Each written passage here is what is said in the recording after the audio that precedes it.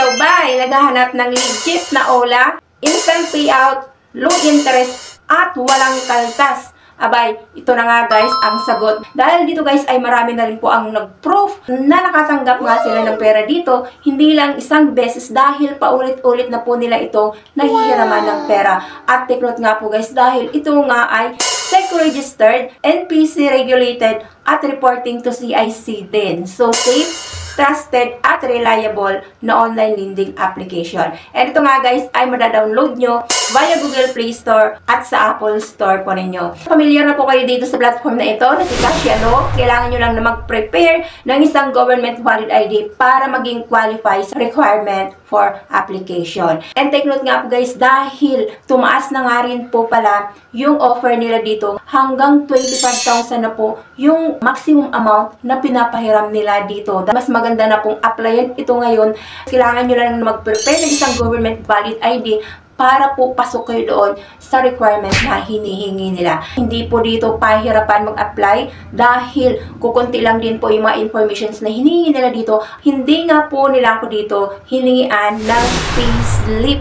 At ganoon din po guys, napansin ko rin na hindi rin po sila dito humihingi ng contact references. So na-install ko na nga ito guys sa cellphone ko. Bubungad lang po yan dyan yung kanila pong privacy policy. So yung basi-basahin na lamang po para maintindihan nyo. Next dyan guys ay bubungad yung kanila pong dashboard. Cashialo loan, starting from 1,000 up to 25,000 withdrawable amount. And click na natin agad itong apply now. Cash loan up to 25,000 pesos. So receive your loan via your GCash account. Dito guys ay pwede nga po kayo dito mag-refer ng inyo pong mga kaibigan na gusto nga pong manghiram din dito ng pera kay Cashialo. So dito guys may nakalagay na kaagad siya ng apply for a loan. So zero amount pa lang po tayo dahil mag-start pa lang po tayo ng pag-apply dito. So click na natin itong start application sa iyo. Personal information nga, full name, citizenship, gender, marital status at employment. So next nga dyan guys ay add current address. So hihingiin yung street, province, district, barangay at yung postal code po ninyo. Next guys ay monthly income. So third nga po ay kailangan mo na kagad na mag-upload ng photo ID. Take note nga guys dahil currently nga daw po ay hindi nga daw po muna sila tumatanggap ng e-fill IDs. So makakapamili nga lang po kayo, it's either na driver license, TIN ID,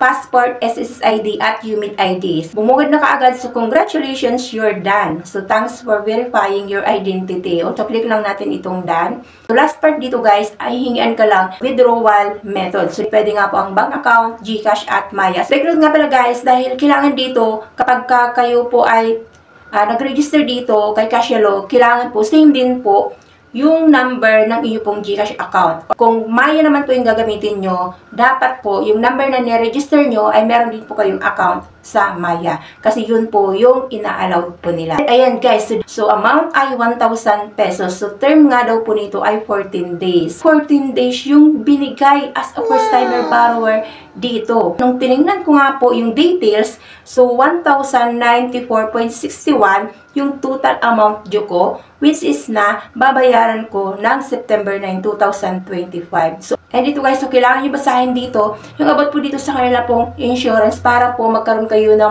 mga informations regarding sa kung paano nyo po ito makiklaim at kung ano pa po ba yung mga kailangan nyo gawin para nga po maging eligible din po kayo dito sa kanila pong insurance. And so, click lang natin itong icon dito sa gilid and dito makikita po nga natin yung breakdown po ng 1,000 pesos. Interest ay 0.2% nga daw po per day. So, mabot nga lang po guys ng 26.64. Tapos, ang service fee nga daw po nun ay 42.97. Insurance premium for payable to United Coconut Planters Life Insurance Corporation or Coco Life is nagkakahalaga po ng 23 pesos. Kaya nga po siya umabot ng 1,094.61. So, kung isipin guys, so mababa pa rin talaga. Low deductions pa rin po guys. Kung meron lang po silang additional na insurance. Kaya po, umabot pa po siya ng 94.61. Dahil po doon sa insurance na kailangan po nilang mag-add para doon kay Coco Life. Ayun guys, so medyo natuwa na nga talaga ako dito guys dahil ina-expect ko na kaagad na makakahiram na ako dito ng pera kay Cashflow. And habang naghintay nga po ako dito guys ng resulta ng aking loan application, aba yun, tingnan ko na nga po yung mga nag-proof dito kung kumusta nga ba yung experience nila dito. And ayan, so nakita nga po guys na puro nga po positive yung mga feedback dito ng kanila pong mga borrowers. Yung iba dito ay umabot na daw nga po guys ng 40 days to pay ng loan. So reasonable interest rates considering not a lot of loan apps give you the full amount. So I got the full quick release, no deduction, and payable amount with interest is not bad at all. And next nga ay sabi niya, this is an amazing loan app. So OMG, at first I was only allowed 1K plus, then 2K plus, then after I paid it, I was allowed up to 16,000. So, ang bilis nga daw po na tumaas yung credit line mo dito kay Cashflow. That moment nga po na ikaw ay good payer po dito. And yung iba sabi pa dito ay 100% legit and reasonable interest and long term. I highly recommend this to other. As long as you are good payer, Cashflow will have you back. This is super amazing apps. Excellent because we help people who needs financial. So, thanks Cashflow. So, number 1. Out of 5, karamihan ay 5 din yung rate nila dahil nagustuhan nga po nila yung service at saka yung sistema at yung kalakaran ng pagpapahiram dito ni Cashflow. So, best loan apps daw para sa kanila yung application na ito. Meron nga rin dito na nag-criticize din. Sabi niya, para daw po maiwasan na ma-recheck, kailangan daw dito on time ka magbayad. So, huwag ka magpapaabot ng iyong due date.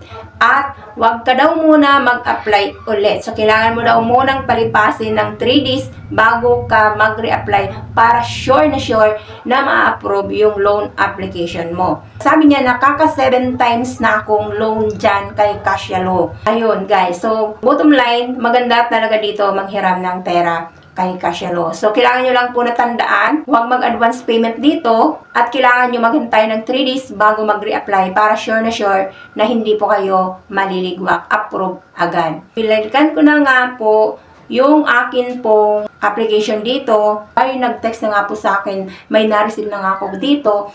Text messages. So, ang bilis lang din yung feedback nila or yung result notification nila para po malaman kung approve ba yung loan application ko. So, ang nakalagay niya ay, we are sorry to inform you that your loan application number, ganyan, has been declined. So, thank you for using Cashflow. Uy, sayang. So, hindi ako dito na-approve ni Cashflow. So, munti ka na akong ma-approve dito.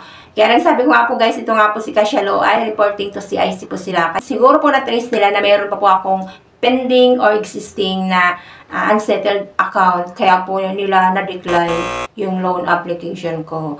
But anyways guys, ayan, sabi ko nga po sa inyo, maganda po dito manghiram ng pera kay Cashflow. So kayo po, try nyo na rin po at ayan, please lang, so ingatan nyo po yung application or yung account nyo dito kay Cashflow para po paulit-ulit lang po kayong nakakahiram po dito ng pera. Dahil take note nga po guys, dahil base din po doon sa mga nababasa ko, feedback ng mga borrowers nila, so wala pa akong nabasa na ng harassment or pagbabanta, pananakot ng mga ahente ng Cashflow. So, professional po sila at hindi po sila kagaya ng ibang ahente na sandamakmak na kaagad na text messages, calls ang marireceive mo the moment nga po na hindi ka kaagad makabayad sa kanila. Pero dito po kay Cashflow, maganda nga po siya dahil po nagno-notify lang po sila if ever nga po na malapit na yung due date mo at para po i-remind ka lang po at paalalahanan na malapit na yung due date mo. So, ganun lang po.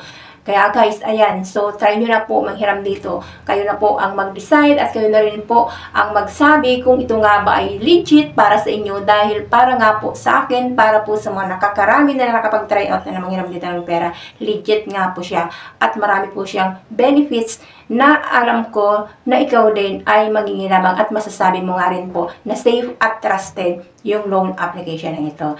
So, ayan guys. So, thank you po. Sana po nakatulong at natulungan ka ng video na ito about sa kung paano yung sistema at yung kalakaran ng pagpapahiram ng pera ni Cashflow. So, maganda po siya. Recommended at legit na platform. So, and guys, thank you for tuning in for now. Maraming pong salamat. God bless po. Bye-bye.